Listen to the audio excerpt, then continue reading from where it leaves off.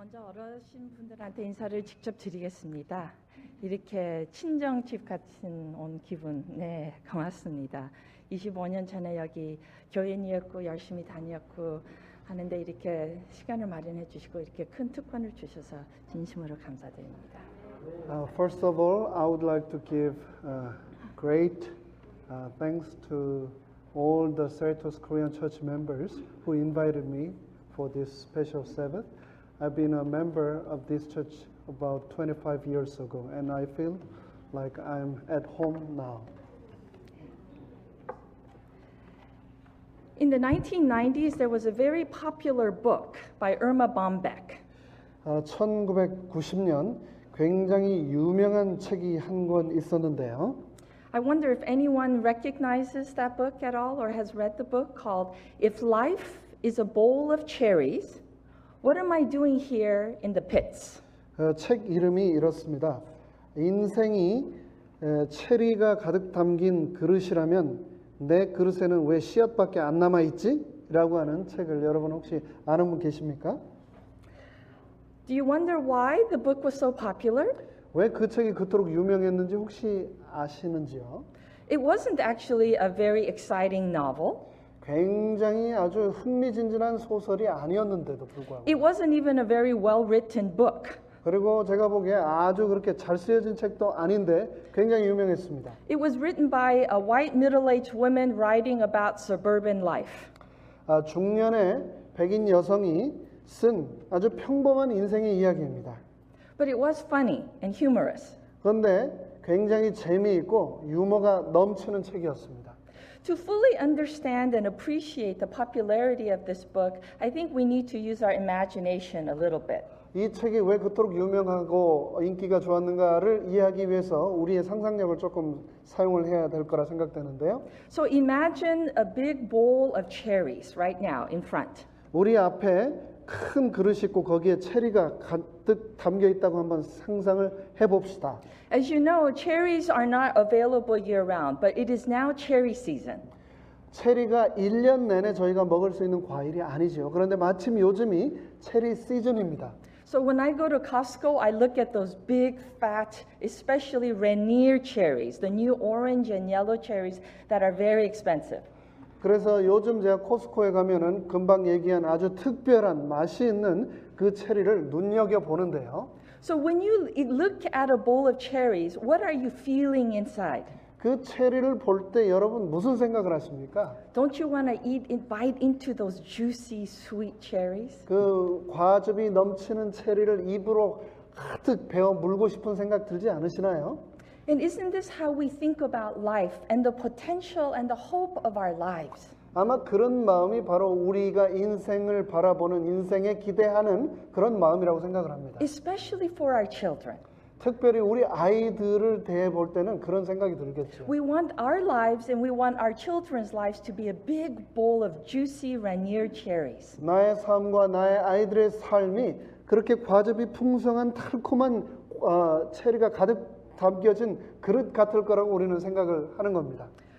But unfortunately, life doesn't always turn out to be a bowl of cherries. 그런데 안타깝게도 인생이 우리의 모든 삶이 꼭 체리가 가득 담겨진 그릇 같지만은 않다는 데 있습니다. And that's why I think this book was so popular because it taps into this idea full of promise and hope, but in the end you wonder, why am I here with the pits? 이 책이 그래서 그토록 유명하고 인기가 있었구나라는 생각을 제가 하게 되었는데요. 인생이라고 하는 것이 약속과 희망이 가득 차야 되는데 도대체 내 인생의 그릇에는 왜 그런 게 하나도 없지라는 생각을 누구나 다 공감한다는 겁니다. It's this sense of life is unfair. 인생 참 불공평하네라는 생각이 드는 겁니다. But if we take this a little bit further, 그런데 조금 더 생각해 보면 I'm sorry. 말이 그냥 나오네요. Not just fairness, but what if we suffer deep pain and even tragedy? 그런데 우리가 공평하다 공평하지 않다의 수준이 아니라 더 깊이 나가지고 와 인생 자체가 비극이고 너무 힘든 일이 많다라는 순간까지 가게 되면 어떨까요? Yes. I know that some of you here have experienced that kind of pain and even tragedy. 이 자리에 계신 분들 중에도 분명히 그런 깊은 인생의 고통과 슬픔들을 경험한 분들이 분명히 계시다는 것을 저는 알고 있습니다. And I think it is deep within the Korean people's psyche, the sense of Han. 한국 사람들이 특히 얘기하는 한이라고 하는 것 우리 마음속에 있지 않습니까? In fact, the sense of Han is even became popular in psychology in America. It is called 화병. 그 한이라고 하는 개념이 심지어 미국의 심리학자들의 그 연구 가운데서 화병이라고 하는 단어로 생성돼 정착하기까지 아주 유명한 것이 되었습니다. 네, it is recognized as a legitimate mental illness. This thing called 화병. 네, 아주 우리 한국인들의 정서에서만 발견되는 독특한 그런 병입니다. But we as Christians, when we struggle with the problem of pain, there's a bigger layer of difficulty for us to understand pain and suffering. 인생에 있어서 이 고통의 문제를 크리스찬으로서 직면하게 될 때 그것 너머에 무엇인가가 있다는 것을 우리는 바라보게 되는데요. So most people struggle with pain, but even as we know that God can help us with pain, the fact that we have God creates a bigger dilemma in us understanding why. 그 고통을 우리가 경험하게 될 때 그리스도인으로서 하나님이 계시다는 것을 인정하면서 그 다음 우리가 갖게 되는 질문 왜? 라고 하는 진퇴양난의 상황에 직면하게 됩니다. So I'm, as a psychologist, I deal in the business of pain. 심리학자로서 저는 이 고통의 문제에 관해서 늘 고민하게 되는데요. If you think about it, that's really what it is. Because if people are not in pain, if they are not having difficulty, they would not pay money to go see psychologists. 사람들이 전부 다 행복하고 고통, 아픔이 없다면은 심리학자들을 찾아오지 않을 겁니다. So we really are in the business of pain. So we think about why and how people cope with pain in their lives. 사람들의 그 고통의 문제, 그 문제를 가지고 심리학자들을 저 같은 사람들을 찾아올 때 항상 고민을 하게 됩니다. 왜 이런 일들이 생기는 것일까?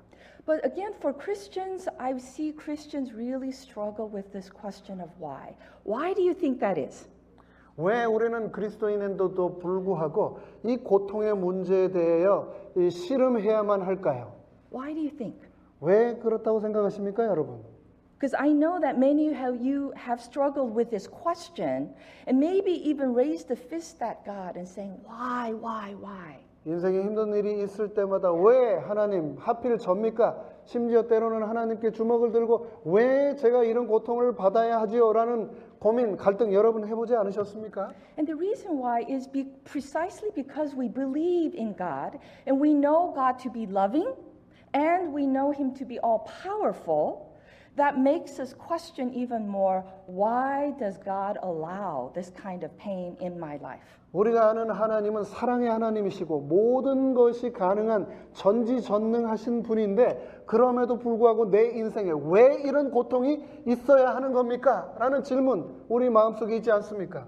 I see even my generation of people really struggle with this. 제 세대의 많은 친구들이 이 문제를 가지고 번뇌하는 것을 제가 보아왔습니다. Especially when it affects their children. 특별히 자녀들이 같은 질문으로 고통받을 때 많은 생각을 하게 되었습니다. Some of my friends very successful, but one of their children has some kind of a developmental problem. 아주 성공한 친구였는데 자녀가 성장의 문제를 겪게 되었습니다. And then as they struggle with a child that is disabled, sitting in a wheelchair for the rest of their life, they question the loving God and they actually lose faith and no longer come to church. 전능하신 사랑의 하나님께서 내가 사랑하는 이 아이가 남은 평생을 왜 휠체어에 앉아서만 보내야 하는지를 이해하지 못하고 결국 하나님을 떠나는 것을 제가 보아야만 했습니다. There are many friends of my generation who are pastors' children, elders' children, who so struggle with this question of pain that they have left the church and have left God. 제 또래의 많은 친구들이 그들의 문제 그리고 그들의 자녀들의 문제로 몸부림치다가 그들이 비록 목사의 아들이고 장로님의 아들이고 신실한 성도들의 자녀들임에도 불구하고 하나님을 떠나는 것을 저는 많이 목격해 왔습니다. Maybe you have not left church or left God, but still in your heart have asked the question, why?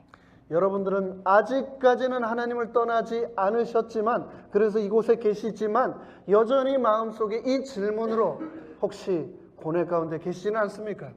I think we need to struggle and find an answer to this question. 이 질문에 대해서 더욱 몸부림치면서 우리는 답을 꼭 찾아야만 하겠습니다. I think we should demand an answer from God. 이 답을 찾기 위해 하나님께 더욱 매달려야 되겠습니다. And the reason why is through that God has an even bigger blessing for us to discover. 왜냐하면 이 질문을 가지고 하나님께 더욱 간절히 매달릴 때 이 질문을 통하여 하나님께서는 우리에게 더 큰 축복을 주실 수 있기 때문입니다. And that's why I picked this topic to share with you this morning. 그래서 이 아침 저는 이 주제를 선택해서 여러분과 나누게 된 것입니다. So if we think about in the Bible, if you think about the different characters and people, whose life do you think was most tragic? 여러분 성경에 여러 등장하는 인물들을 한번 생각을 해볼 때 누가 가장 비극적인 비참한 삶을 살았다라고 마음속에 생각하십니까? I wish this was more seminar style so I can hear your responses, but I can imagine some responses. 네. 네. 설교 시간이지만 그래도 마음속에 생각하시는 인물을 말씀해 주시면 감사하겠습니다. Who comes to mind? 누가 가장 먼저 마음에 떠오르십니까? 요셉, 호세아, 욥, 가롯유다, 예수님. Indeed, the Bible is full of many people who have suffered tragedy and personal injustice and pain. 사실 성경은 개인적인 고통으로 말미암아 평생 몸부림치던 사람들로 가득 차 있는 책입니다. In fact, most of them their stories would end in that tragedy if it were not for the fact that God is all powerful and in the end brings about a good resolution. 하나님이 아니셨다면 안 계셨다면 정말 비참하게 인생을 마감했을 수밖에 없는 사람들의 이야기로 가득 차 있습니다. But we know the difference is that God overrules. 그런데 그들의 인생의 그 엄청난 차이를 무엇이 만들었는가? 바로 하나님이 그 큰 차이를 만들었다는 것을 우린 잘 알고 있습니다. So I'm going to pick my favorite story from the Bible, which is Joseph. 성경에서 제가 생각하는 가장 좋아하는 가장 비극적인 삶을 살았던 인물로 저는 요셉을 한번 꼽아 보겠습니다. And actually Joseph's family dynamic is very interesting from a psychological point of view. 심리학자적 관점에서 볼 때 이 요셉의 가정은 굉장히 재미있는 독특한 집이었습니다. Because to really understand Joseph's story, we actually have to go back to Jacob. 요셉을 이해하기 위해서는 그의 배경이 되는 아버지 야곱에 대해서 이야기하지 않을 수 없는데요. And if we really look at Jacob's story, we see that it is a perfect Korean drama. 이 야곱의 이야기를 보면 이건 완전 한국 드라마 얘기 같습니다. Even better. 한국 드라마보다 어쩌면 더 드라마틱한 것 같다라는 생각까지 합니다. Think about it, right? Two sisters who are wives of the same man who are fighting for the same man. Love triangle, right? Essential in every Korean drama. 이 한국 드라마의 단골로 등장하는 러브 트라이앵글, 삼각관계가 완벽하게 야곱의 가족 이야기에서 재현되고 있습니다. 한 아버지와 두 자매가 한 가족을 이루면서 만들어내는 수많은 이야기들 말입니다. And then conflict between the siblings. 그리고 거기에서 태어난 자녀들 간의 긴장 구조. But what is really interesting if you look at this is that this isn't just any Korean drama. What we have to recognize is this is God's chosen people. 그런데 이게 한국 드라마 그냥 꾸며낸 이야기가 아니라 하나님에 의해 선택받은 사람들의 삶 속에서 일어났던 이야기라는 데 굉장히 중요한 포인트가 있습니다. And why is that important? It is important because even God's chosen people are imperfect people. 하나님께서 선택한 사람들일지라도 그들이 여전히 불완전하다는 것을 우리에게 보여주고 있습니다. Their lives and personalities and sinfulness is such that they are better than even Korean drama material. 그들의 삶이 그들이 해온 일들이 한국 드라마하고 별반 다를 게 뭐가 있습니까? Even Joseph, that we see as a victim, is not really innocent. 그 야곱의 아들로 등장하는 요셉도 보면은 그리 완벽하지만은 않다는 것을 우리가 알 수 있습니다. Of course, his father played extreme favoritism, but at the same time, Joseph was so cocky. 너무 잘난 척 해가지고. 아버지 야곱이 요셉을 너무 편애하였던 것도 분명히 문제이지만 요셉도 너무 아주 재수없을 정도로 아주 심하게 형님들에게 굴지 않았습니까? Yeah, he must have, to get his brothers to hate him that much, took some kind of extreme fault on his fault as well. 그런 동생이 있다면 미워하지 않을 형들이 없을 겁니다.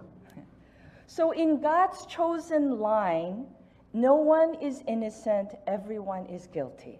하나님의 선택받은 자들의 계보일지라도 그 누구도 완벽하지 않고 그 누구도 죄로부터 자유롭지 않은 사람들이다라는 것을 분명하게 볼 수 있습니다. And what results is terrible human tragedy, pain, and suffering that none of us would ever want to experience in our lifetime. 그 누구도 경험하기를 원치 않는 고통과 슬픔이 그들의 삶에도 여전히 묻어 있었습니다. And so imagine sibling, brother selling brother, father losing a son, betrayal, all of the kind of human tragedies in this God's perfect family. 하나님께서 선택하신 완벽한 가정이라고 하는 이들의 삶 속에서 형님들이 동생을 팔아넘기고 아버지에게 거짓말을 하고 배반하는 이야기들이 다 등장하지 않습니까? So now we focus on Joseph. So we know through Mrs. White that as he is dragged away to Egypt, in the far distance he sees his father's tents. 이제 요셉의 이야기로 한번 우리의 시선을 돌려보도록 하겠습니다. 노예로 팔려서 이집트로 끌려갔습니다. Up until then, he was just a spoiled brat who just knew about God of his father. 아버지를 통해서 알게 된 하나님, 그 가족을 통해서 받게 된 일방적인 사랑으로 요셉은 단지 그냥 아주 스포일된 그런 자녀에 불과했습니다. But in that moment, he made a decision that the God of my father is going to be my personal God. And that is when he really became a true believer of God. 그런데 그가 노예로 팔려간 이후에 드디어 아버지의 하나님을 개인적으로 만나게 되고 그분을 신실하게 믿기로 결심을 하면서 그의 인생이 바뀌게 됩니다. So we know the story very well. He's very faithful to Potiphar. He rises. And as he is, just as he thinks in his young life, at last things are starting to look like a bowl of cherries. 우리가 잘 아는 것처럼 그렇게 노예로 팔려간 요셉이 보디발의 집안으로 가게 되었고 거기에서 아주 특별한 축복과 많은 사랑을 받게 됩니다. 아마 요셉이 생각했겠죠. 드디어 이제 내 인생의 그릇이 과즙이 풍부한 체리로 가득 찬 그런 삶의 순간에 이르렀구나. And just as he's regaining some hope for his life, we know what happens. He is falsely accused and unfairly imprisoned for doing the right thing. 그런데 그 순간 요셉에게는 생각하지 못했던 또 다른 비극이 다가옵니다. 옳은 결정을 했기 때문에 평생 부당한 대우를 받으며 감옥에 살아야만 하는 비극이 그의 삶에 임한 것입니다. How would you feel if you were Joseph in that situation? Have you ever really put yourself in that situation? 만약에 여러분이 요셉이 처한 그 상황에 처하게 된다면 여러분은 어떠시겠습니까? Wouldn't you at that point shake a fist at God and say, I'm not going to believe you anymore? What's the use? 만약에 그런 순간이 여러분에게 닥친다면 그것이 내일이 된다면 여러분은 만약 그렇다면 주먹을 하나님을 향해 들고 하나님 저에게 이래도 되는 겁니까? 라고 하나님을 향해 원망하지 않으실까요? Think about the time that he's sitting, rotting away in jail, thinking that the rest of his life that he is unfairly imprisoned and this is it. 인생의 가장 절정기, 가장 황금기, 젊고 아름다운 그때 부당한 송사를 받아 감옥에서 평생 지내야만 하는 그 억울한 요셉을 한번 생각해 보십시오. But we know that he continues to be faithful, and we know the Hollywood ending that Joseph's story has. 그렇게 감옥에 있다가 죽고 마는 것일까? 그렇지만 우리가 할리우드의 많은 영화들이 그런 것처럼 끝이 그렇지 않다는 것을 알고 있습니다. In fact, it is probably the best kind of ending any movie can hope for. 그 어떤 영화보다도 더 극적으로 요셉의 이야기는 끝나게 되는데요. So if we look at Genesis 45, even though it's a story you know, I want us to look at the very end of that story.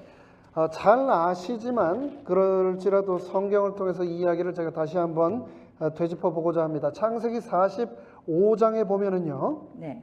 Verses 1 through 3. So this is at the very end, after he reveals himself, at the moment at which he reveals himself to his brothers. 45장 1절로 3절에 보면 그가 후에 국무총리가 된 후 자신의 신분을 정체를 가족들 앞에서 밝히는 내용이 등장을 합니다. Then Joseph could no longer control himself before his attendants, and he cried out, "Have everyone leave my presence." So there was no one with Joseph when he made himself known to his brothers. And he wept so loudly that the Egyptians heard him and Pharaoh's household heard about it. 요셉이 시종하는 자들 앞에서 그 정을 억제하지 못하여 소리질러 모든 사람을 자기에서 물러가게 하고 그의 형제들에게 자기를 알리니 때 그와 함께한 자가 없었더라. 요셉이 방성대곡하니 애굽 사람들에게 들리며 바로의 궁중에 들리더라. Oh, I really like that. 방성대곡하니. 방성대곡, cry out보다 훨씬 막 와닿지 않습니까? Do you feel that han? 이 요셉의 이야기를 통해서 여러분 가슴 속에 한이 느껴지지 않으시나요? That han that is being released and surrendered in that moment. 모든 것을 다 내려놓음으로 쏟아져 나오는 감정의 폭발. Do you feel the mixture of joy and happiness and sadness, all of the suffering that he has endured in his life, all of that being released in that moment of joy? 지난 세월 동안 가슴 속에 꼭 참아 눌러와야만 했던 슬픔과 기쁨, 설레임, 희망 이 모든 것들이 한순간 터져 나오고 있음을 이 방성대곡이라고 하는 단어를 통해 터져 나오고 있음을 여러분 느끼시지 않으십니까? I'm sure by now, because he was so high, he maybe forgot about all that pain and suffering and injustice of his past. 너무나 높은 고위 관직에 올랐기 때문에 지난 시절의 슬픔 따위는 다 잊어버렸을 거야라고 생각할 수 있지만 But it was all buried there, and it is now coming out. 그 어떤 작은 감정 하나도 사라지지 않고 그의 가슴 속에 그대로 차곡차곡 억눌려 쌓여 있었던 것입니다. So what can we learn about God's answer to the problem of pain through the story of Joseph? 이 요셉의 이야기를 통하여서 하나님께서 우리에게 주시고자 하는 인생에서 우리가 만나는 고통의 문제에 대한 해답이 무엇이라고 여러분 생각하십니까? I believe there are three very important points that we can learn from the story of Joseph. 이 요셉의 이야기를 통해서 세 가지 아주 중요한 사실을 우리는 배울 수 있다고 생각합니다. Number one is that God is not a cosmic insurance policy. 첫 번째는 하나님은 우리 인생의 모든 불행을 막아 주시는 보험 증서 같은 분이 아니라는 겁니다. There is nowhere in the Bible that says if you are a Christian, you will not suffer, you will not have any injustice. There's no guarantee of this kind in the Bible. 성경 그 어디에도 하나님을 믿기만 하면 인생의 모든 고통과 불행이 너를 피해갈 것이다라고 약속한 데는 한 군데도 없습니다. But we may not actually physically think that, but in our hearts, don't we kind of believe that if we become Christian and believe God faithfully, that He will take care of us and that we won't suffer? Don't we actually kind of believe that in our hearts? 그런데 성경에는 그렇게 얘기하고 있지 않을지라도 우리가 마음속 한편으로는 그래도 내가 하나님을 믿는다면 그런 모든 불행, 고통, 재난들은 나를 다 피해가야 되는 것 아닌가라고 마음 한켠으로 생각하고 계시지는 않습니까? In that sense, we are no different than Buddhists who go to Chal and then do this and, bless my children and bless this and help me to be healthy and help me to live long. In many ways, Christians believe God as many Buddhists believe in Buddha. 만약 그렇다면 절에 가서 불공을 드려 복을 주고 재난을 피하게 해달라고 하는 불교 신자들과 우리가 다를 게 뭡니까? If you think about it, the whole basis of idolatry and idol worship is really for some kind of cosmic insurance policy. 우리가 우리 자신도 모르는 사이에 하나님을 모든 재난으로부터 피하게 해주는 그런 보험증서 같은 조제로 믿고 계시는 않습니까? So this may sound strange, but really think about it. When do we make God into an idol? 조금 이상하게 들릴지는 모르겠습니다만 생각해 보아야 되겠습니다. 우리가 하나님을 내 삶의 우상으로 만들고 있지는 않은가? When do we do that? 언제 그러지요? When we try to use God rather than surrender to Him. 하나님께 철저히 복종하기보다 그분을 이용하려고 할 때 우리가 그런 덫에 빠지지 않습니까? Maybe not consciously, but in many ways, we believe even the deepest believers often come to God. And that's when my child does not get into medical school, or something doesn't go right, or some disappointment. They start to wonder and question God Himself. 마음으로는 그렇게 생각하지 않는다 하지만 우리가 모르는 무의식 속에서 하나님을 그런 존재로 기대하고 우리가 그렇게 바라고 있지는 않은가요? So God, believing God does not guarantee a pain-free life. God is not an insurance policy. If that's the case, then you kind of, well, what does God provide then for us who believe? 하나님이 우리의 모든 재난을 피하게 해주시는 보험증서 같은 분이 아니라는 것, 그것을 성경은 분명히 말하고 있지만 만약 하나님이 그런 분이 아니라면 도대체 하나님은 어떤 분이신가요? Point number 2. 두 번째 우리가 살펴보 꼭 기억해야 될 내용입니다. And this is probably the most important point and 아마 lesson. 가장 중요한 교훈이 될 거라고 생각하는데요. He simply says, I am with you. 예수님께서는 내가 너와 함께 하겠다라고 말씀하셨습니다. Where have we heard that? I am God with us. Where have we heard that before? 우리가 어디서 이 말을 들었죠? Emmanuel. 예수님의 이름 임마누엘의 그 의미가 담겨 있지 않습니까? When we go through human suffering, if we think about Job, for example, 아까 말씀하신 성경의 인물 욥을 한번 생각해 봅시다. we don't have the power when we experience human suffering and I sit there in the room with someone suffering, there isn't much I can do. 고통, 그런 극심한 고통 가운데 우리가 누군가 함께 하고 있을 때 내가 과연 할 수 있는 게 뭐가 있을까? 우리는 인간으로 살 수 있는 일이 아무 일도 없습니다. In most cases, when we see suffering and pain of people, there's not much that we can do, especially if they have lost somebody. 사랑하는 사람을 잃고 그 시련 가운데 아픔 가운데 있는 그런 사람들 함께 있을 때 내가 할 수 있는 게 무슨 일이 있나요? 할 수 있는 게 거의 없습니다. In fact, when people try to help other people who are in pain, they actually end up doing things to make it worse. 그런 사람을 도우려고 할 때 도리어 더 많은 상처를 주는 경우가 얼마나 많습니까? And actually, we say wrong things to make us feel better in that situation. 그런 상황에서 도움을 주겠다고 하면서 한 말이 그 사람에게 도움이 되기는커녕 도리어 나를 더 드러내고자 하는 그런 말이 되어서 더 상황이 악화되는 경우가 또 얼마나 많습니까? And we see this in the story of Job. 욥의 이야기를 통해서 보면 So if you really think about human loss, you cannot imagine someone who has lost more at a single time than Job.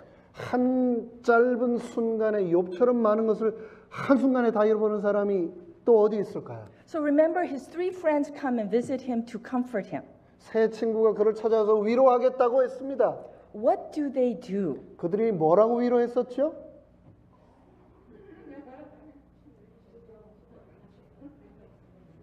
Do you remember at the end of the story, what does God say to his 3 friends? 그 대화, 친구들과의 대화 마지막 부분에 하나님께서 그 친구들에게 뭐라고 얘기하는지 여러분 기억하십니까?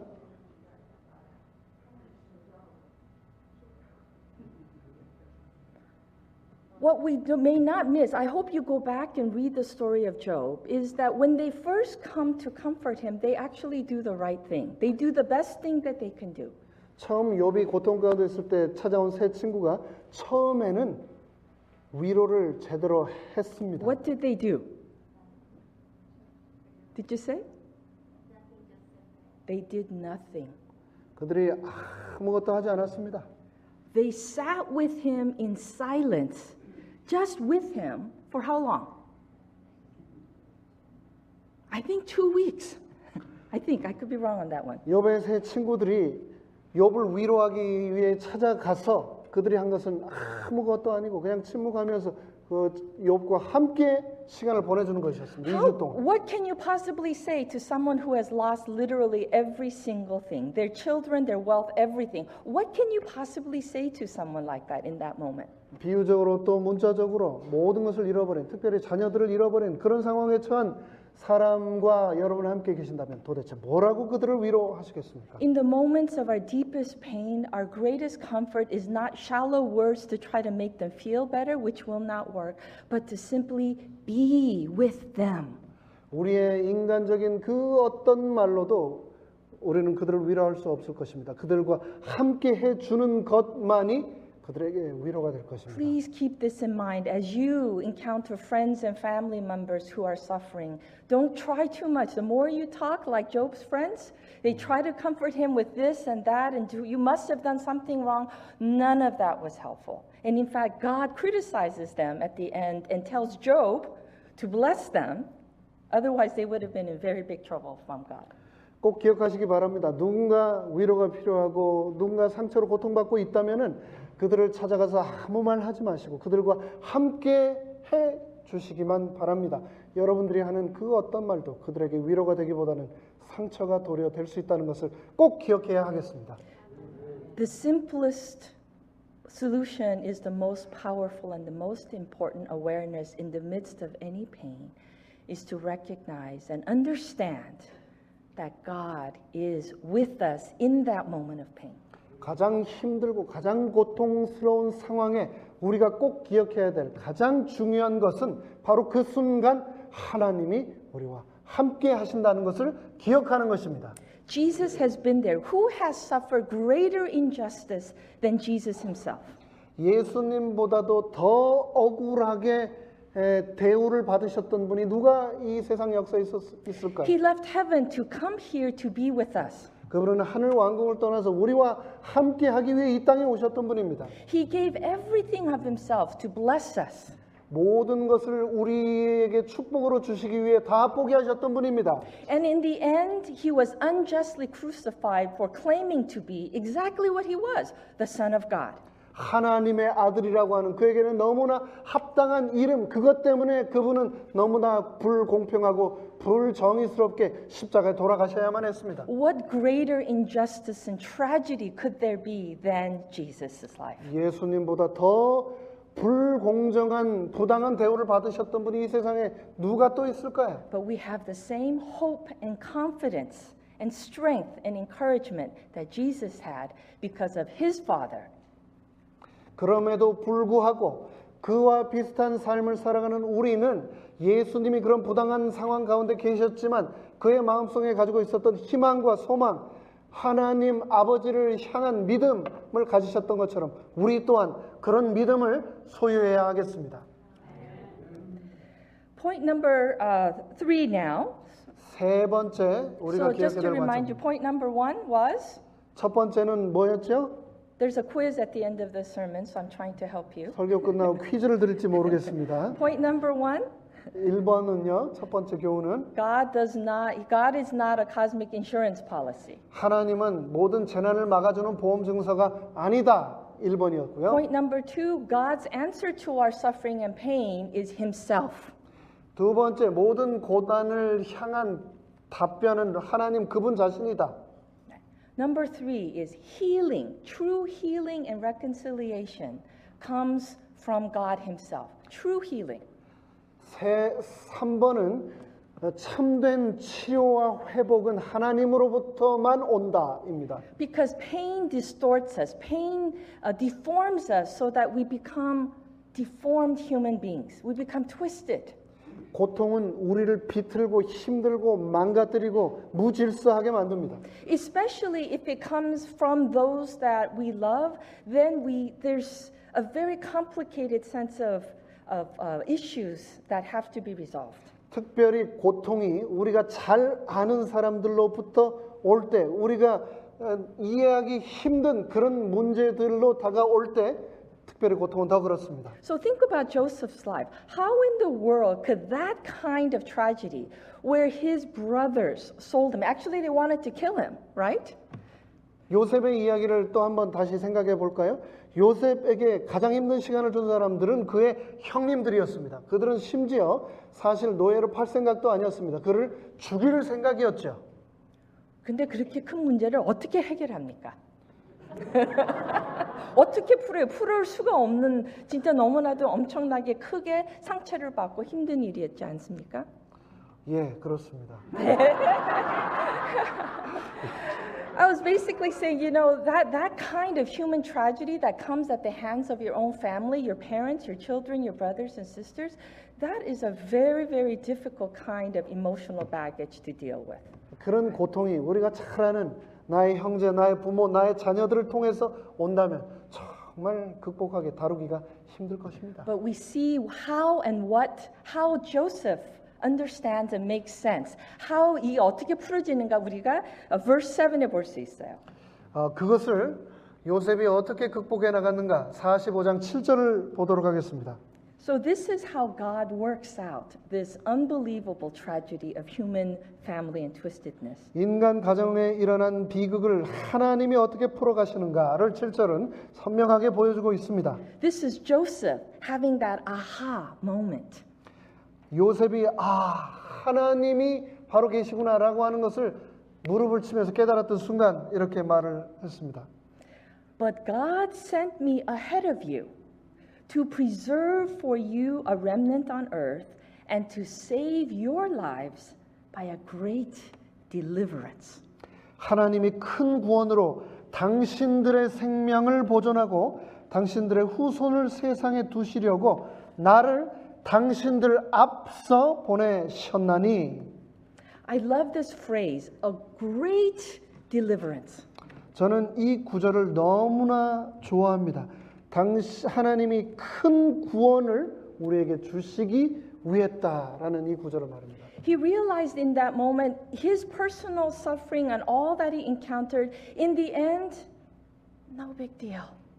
그가 겪었던 감당하지 못할 것처럼 느껴졌던 그 모든 시험과 고통들이 마지막 순간에 별것 아무것도 아닌 것이라는 것을 요셉은 깨달았던 것입니다. Why? 왜요? Why and how does he come to that release, letting go of hatred? Can you imagine how much he hated his brothers? How was he able to let go of all of that and come to a place of peace?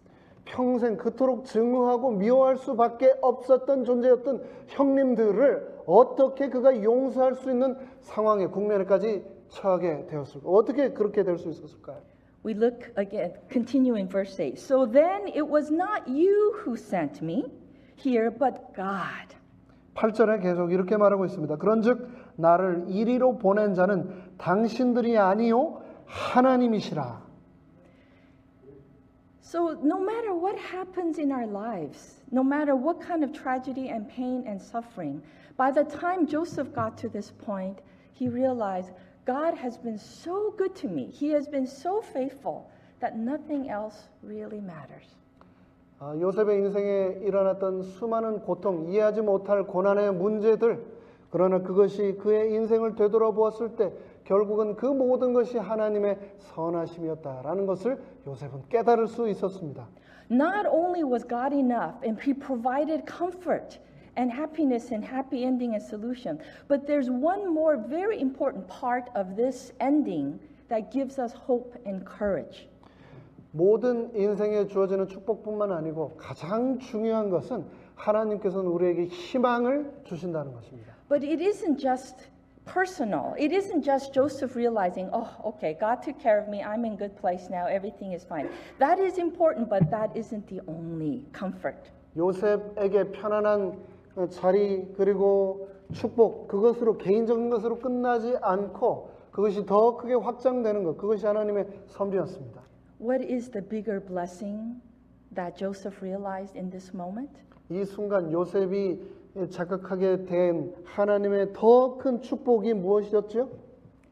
Through his pain and suffering, he was able to be a source of God's blessing to his family, to the entire nation of Egypt, and to God's family. Can you imagine the realization in that moment when Joseph thought, wow, all of this was so that I could be a great blessing to everyone else. 한 스포일된 어린 아이, 그가 겪었던 고통, 이해하지 못할 고난의 문제들, 그것으로 전부 끝인 줄 알았는데 자신의 그 고통을 이용하셔서 하나님께서는 이스라엘 민족을 구원하시고 이집트라고 하는 제국을 살리셨다라고 하는 것을 요셉이 깨달았을 때 하나님의 선하심에 대해서 그가 어떻게 감사하지 않을 수 있었겠습니까? Even in the midst of pain and suffering and hardship, if we know that it has meaning, we can endure with hope. 고통과 슬픔 가운데 있을지라도 이 안에 하나님의 뜻이 있다라는 것을 기억하고 그 순간들을 잘 이겨나가게 되시기를 간절히 바랍니다.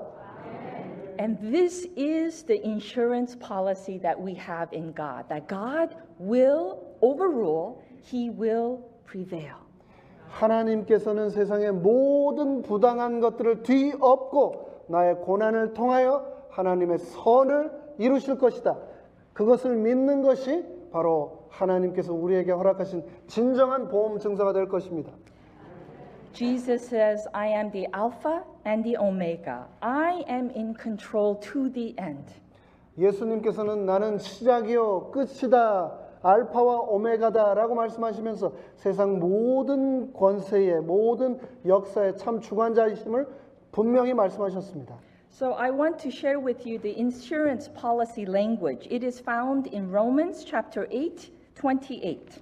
하나님께서 우리에게 주신 보험 증서에 사용하신 놀라운 말씀, 성경에 발견되는 로마서 8장에 있는 말씀을 읽도록 하겠습니다. You know, when you enroll in some kind of insurance, they give you a long list of legal policy. Well, this is one verse, God's insurance policy to each and every one of us. 세상에서 우리가 드는 보험은 굉장히 길고 작은 글자들로 가득 차 있는데 하나님께서 우리에게 주신 보험 증서는 너무나 선명하고 분명한 이 한 구절의 말씀 속에 모든 것이 압축되어 있습니다.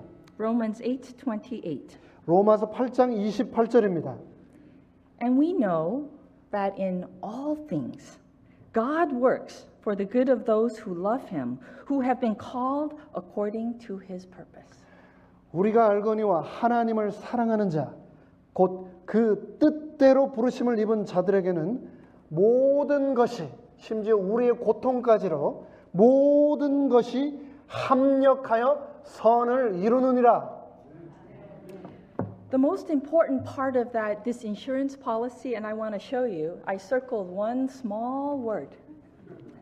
너무나 중요한 하나님의 보험 증서 이 구절 가운데 너무나 중요하다 생각되어서 제가 동그라미를 쳐놓은 한 단어가 있습니다. If you've ever seen my father's Bible, it is like a picture. He writes and paints and codes everything color-coded. So I learned some of that from my father. 아버지 성경에 보면은 그런 식으로 하셔서 제가 아버지에게 이런 방법을 배웠는데요. But the one word that is circled in my Bible is the word all. 예. 모든 것이 합력하여 선을 이룬다라고 할 때 이 모든 all에 우리 교수님께서 동그라미를 선명하게 쳐놓으셨네요. Even injustice, even tragedy, whether it's my fault or other people's fault, God says, I will overrule and I will turn everything into a blessing for you, not only for you, but for everyone else. 내 인생에 내가 만나는 그 어떤 불합리함, 부당함, 슬픔, 비극 그럴지라도 그 모든 것들까지도 하나님께서는 사용하셔서 나와 함께한 모든 사람들을 위하여 선을 하나님께서는 이루어내시겠다고 약속하셨습니다. Maybe if you see me up here, you think that I may have a perfect and wonderful and ideal kind of life. Accomplished so much, perhaps. Maybe you envy me. 여러분 지금 앞에 서 있는 저를 보시면 저 교수님은 하나도 인생 힘든 일 없이 너무 좋게 잘 완벽하게 살아오셨나 보다라고 생각할 수도 있을 겁니다. You never know about a person's private life. 그러나 결코 사람 속은 모르는 겁니다. No one, none of you who look like you have perfect lives. 완벽하고 행복해 보이는 사람일지라도 그 속사정을 우리가 결코 쉽게 짐작할 수 없는 겁니다. Indeed, God has blessed me tremendously, and I am very thankful. 하나님께서는 정말 저를 크게 축복하셨습니다. 너무나 감사드립니다. But I know that if it were not for the pain and that I have experienced while growing up and all of being a child of immigrants, struggling to fit into American society, looking at immigrant family, looking at the church, looking at the brokenness of human sinfulness, if I didn't see and experience this for myself, I would not be here to hope to being a blessing to you today.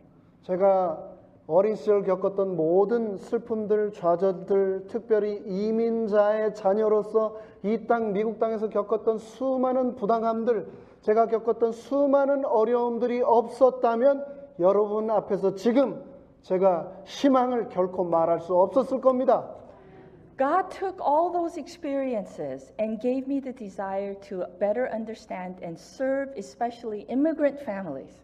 하나님께서는 그 모든 경험들을, 고통들을 제가 감내하게 하심으로 이민자 가족들을, 특별히 이민자 가정들을 위하여 특별한 사역을 보게 하셨습니다. That is what enabled me to do the research, to become a professor at USC and enjoy a big academic reputation is because of all of those kinds of things that God allowed me to experience. 하나님께서 제가 겪도록 하신 그 수많은 경험들이, 고통들이 오늘날 제가 이 자리에 서서 학자로서 또 교회 지도자로서 이 모든 것들을 나눌 수 있도록 한 원동력이 되었다는 것을 저는 의심치 않습니다.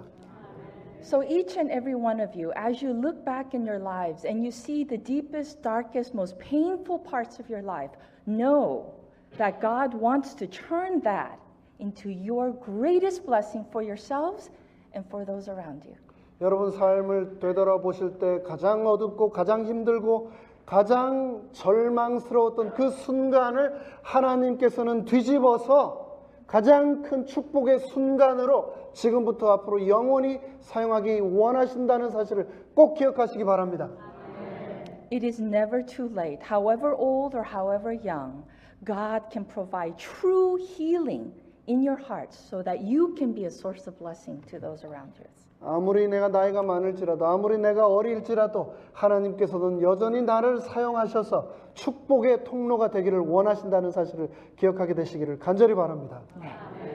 So in closing, I want to ask you, why do you think my sermon is titled in the way that it is? Even the crumbs are not wasted. What does that have to do with the message that I just shared with you? 이제 말씀을 마치면서 오늘 드리는 제 말씀의 제목, 부스러기조차도 낭비되지 않는다라고 하는 이 제목, 왜 제 말씀의 제목이 이렇게 붙여지게 되었을까요? What do you think is the connection with crumbs? 부스러기와 제가 드린 이 말씀과 무슨 연계성이 있을까요? So in this case, where are the crumbs coming from? 이 부스러기는 도대체 어디서 오는 겁니까? In the story, in the passage that we read earlier in Matthew, these are leftovers from Jesus' feeding of the 5,000 and later the 4,000. These are the leftover crumbs from the miraculous feeding that Jesus had. 여기에서 말하는 crumbs, 부스러기는 우리가 교독문을 통해서 읽었듯이 예수님께서 5,000명을 그리고 또 4,000명을 먹이시고 난 후에 거둔 조각들에서 온 단어입니다.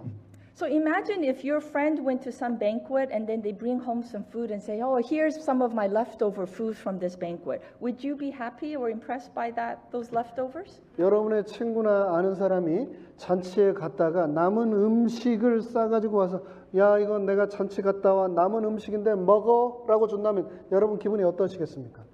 Maybe they were thoughtful, so you thought, oh, okay, maybe 맛있는 떡이면 잘 먹겠죠. 좋아하는 음식 떡 같은 거면 모르겠지만 어쨌든 그래도 나를 생각했구나라고 하면서 고마워할 수도 있겠죠. But what kind of leftovers are these? 그런데 여기 성경 본문에서 말하는 이 남은 부스러기는 과연 어떤 건가요? These are leftovers that have been touched and blessed by Jesus himself. 이 부스러기는 예수님에 의해 축복되고 나뉘어졌던 먹였던 부스러기들입니다. Imagine if you were there at the feeding of the 5,000, at the 4,000 in the Mount of Blessings. Imagine you sat there and you listened to Jesus and you witnessed this amazing feeding of the 5,000 or even 10,000. And at the end of it, they gathered these leftovers. How precious are those leftovers to you? 수만 명이 있는 가운데 예수님께서 친히 축복하시고 떼어서 수만 명을 먹였던 그 빵에 남은 조각들이 바로 내 앞에 있다면 여러분 어떠시겠습니까? I would be fighting for those leftovers. I would stuff my pockets with them so that I could bring it home to my family, my friends, my children, and say, here, have this leftover bread that Jesus himself miraculously blessed. 제가 만약에 그 자리에 있었다면 그 남은 빵 조각을 어떻게 해서든 가져가기 위해 아주 몸부림을 쳤을 것입니다. 그 빵 조각을 제 주머니에 넣어가지고 집으로 가져와서 가족들에게 보여주면서 이 남은 조각이 바로 예수님께서 친히 축복하시고 떼었던 조각들이라고 제가 말하면서 가족들에게 전해줄 것입니다. Maybe I'll even sell it on eBay and make a fortune. 어쩌면 그것을 또 이베이에 올려가지고 예수님이 직접 축복하셨던 빵이라고 팔지도 모르겠습니다. In the kingdom of Jesus, in the kingdom of God, even the crumbs are precious. 하나님의 왕국, 하나님의 나라에서는 부스러기조차도 정말 소중한 존재라는 것을 기억해야 되겠습니다. Each of our lives, our pains, our struggles are precious to our Lord Jesus. 우리 인생의 그 부스러기 같은 버려진 것 같은 우리의 고통과 슬픔들이 하나님의 왕국에서는 소중한 것이라는 것을 기억합시다. Let us pray. 기도하겠습니다.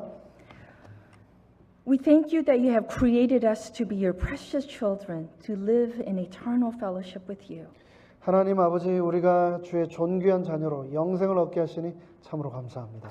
Thank you for the gift of your precious Son, Emmanuel, and his death on the cross. 예수 그리스도의 고귀한 삶과 죽음의 선물을 우리에게 주셔서 감사합니다. It is in his name that we ask you for healing and for forgiveness. 우리에게 참된 치료와 용서를 주셨습니다. Thank you for the hope and assurance that you are sovereign and that all things will work out according to your loving ways. 우리 아버지의 선하신 뜻대로 이 온 우주를 통치하실 때에 우리 삶 가운데 참된 소망, 확신 있게 하여 주시옵소서. We praise you and thank you, knowing that our deepest pains and tragedies can be turned into blessings for us and those around us. 우리 삶의 가장 깊은 어두움, 슬픔, 고통, 외로움이 축복이 될 것이라는 확신을 갖게 하여 주시옵소서. Be enthroned upon our hearts as Lord and Savior. 우리의 참된 주인 되시며 구원자 되신 예수님이시여 우리의 왕이 되어 주시옵소서. In your name we pray. Amen. 예수님의 이름으로 간절히 기도합니다.